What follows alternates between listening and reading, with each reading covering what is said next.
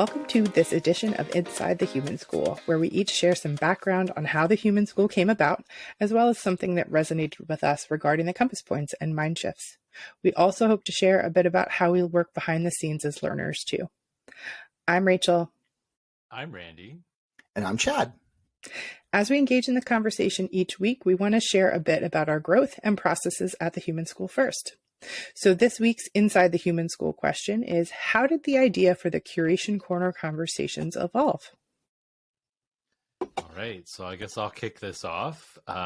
We have the Human School compass, so we had developed that idea, and then the question came about, like, how do we help people sort of play with the ideas?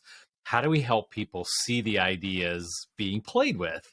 And hence our conversations here on the various different versions of content that we put out. But the Curation Corner was one of those conversations that we could model and help people see various resources, articles, books, quotes, things like that, that we bump up against in our everyday learning, can see those things through the lens and the various compass points, the lens of the Human School.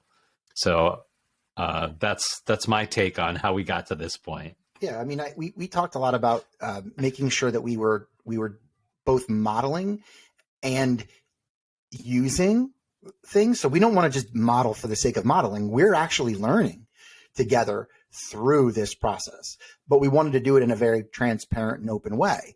And so the conversations around these articles that we're finding interesting or compelling or useful, they're really serving two purposes. Well, actually serving three or four.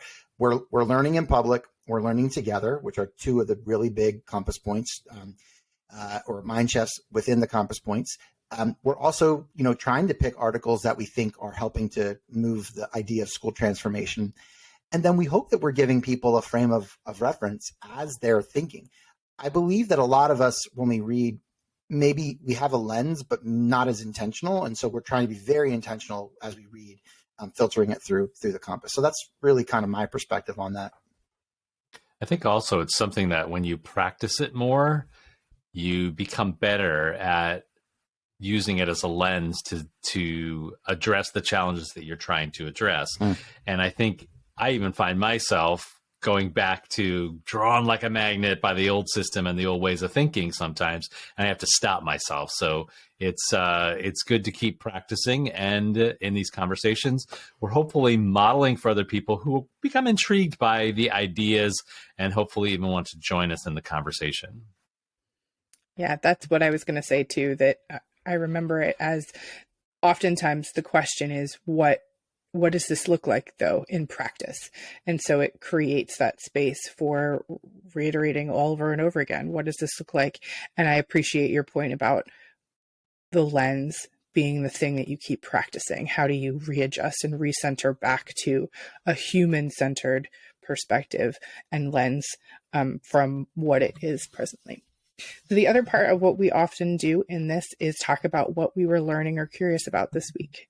So this week I was continuing to read Street Data, and the first couple of chapters in particular talk about this sort of standards piece, and that so often what we've decided kids have to learn is the part that is an assumed space, right? That if we were to take away, they refer to as like a Western perspective and a Western set of values, and that other more community-based places would have a different set of values. And so that really resonated heavily with me. And I started thinking about if what we started with in terms of the purpose of education and the spaces that we focused with students, what it might look like if instead of having academic standards, we had community standards or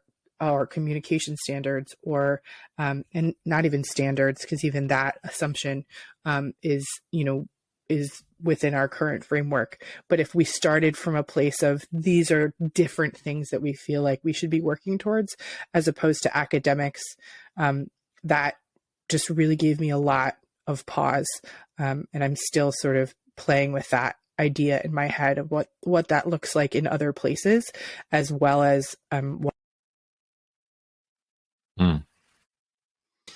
So I've been doing some work in higher education lately and asking myself the question of what is the story around the why of higher education? And I'm not quite liking the story because it seems like a lot of it is about just knowledge transmission and a lack of real application and competency building. And yes, there are definitely programs and universities and opportunities where people who go there are building competencies and actually developing a practice as part of the program. But there are a lot of programs that are really just sort of like, here's the course and the content, and now it goes from this container to this container. That really sort of old school way of looking at learning, period. Like lots of that in K-12. And you know what? Lots of it in higher ed too. So just sort of thinking about in the education space, which I'm working in, how do we design for the learning to be more than just learning about the law or learning about designing particular kinds of curriculum, like actually going into a real authentic environment? How do we sort of make that transition in the education space between the theory and the practice in higher ed? And for me, one of the things that I've been very intentional about, at least in the last couple of weeks, is thinking about how to get at people's personal story by being curious about them and trying to build in a space when I'm first interacting with somebody, and even with people who I've known for a long time, trying to find entry points to ask about their story. So, the two things that I've been reading recently that have been kind of connecting is, Barbara Bray, her newest book is Define Your Why. And she starts out the book really around some really deeply personal stories.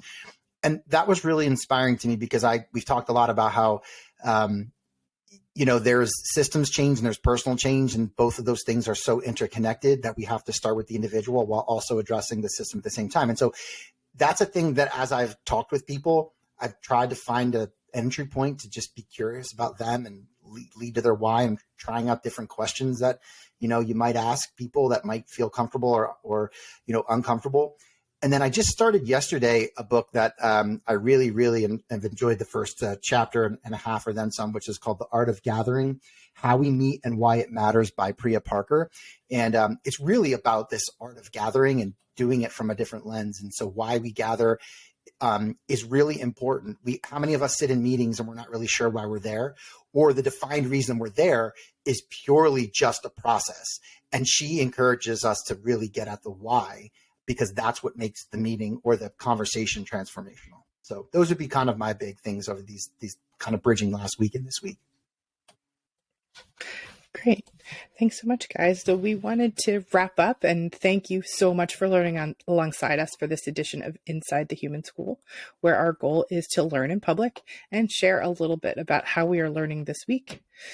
If you want to learn more, visit thehuman.school and its Learning in Public Hub for additional resources, and join the conversation in our Facebook community committed to placing humanity at the center of all design. Thanks so much for joining us this week, and we'll talk again soon. Bye, guys. Bye-bye.